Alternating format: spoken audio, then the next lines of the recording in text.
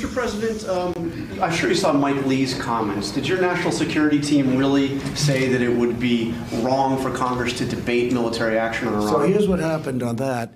I had calls from numerous senators and numerous congressmen and women saying it was the greatest presentation they've ever had. Mike and Rand Paul disagreed because they want information that, honestly, I think is very hard to get. It's okay if the military wants to give it, but they didn't want to give it. And it really had to do with sources and information that we had that really should remain at a very high level. Could we individually maybe give one or two of them some information? Possibly, if we can do that. I get along great with Mike Lee. I've never seen him like that. But other people have called and they've said, it was the best presentation they've ever seen. And let me tell you what was the best. Forget about presentation, the result. We killed a man who killed many, many Americans and many, many people, thousands and thousands of people.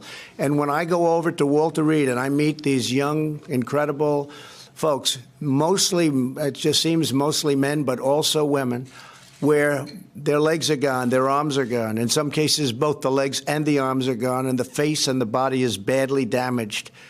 And frankly, 5 years ago, they couldn't have lived, and today they can live because of the wonders of medicine and the wonders of Walter Reed and the people over there, what the job they do, the medical doctors. But I will say this, we caught a total monster, and we took him out, and that should have happened a long time ago.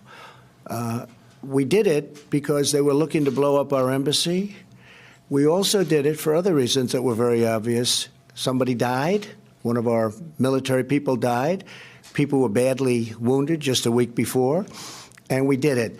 And we had a shot at him, and I took it, and that shot was pinpoint accurate, and that was the end of a monster. And that was the second attack. It was not, we didn't start it. They started by killing one of our people and wounding badly other of our people. So that you call retribution.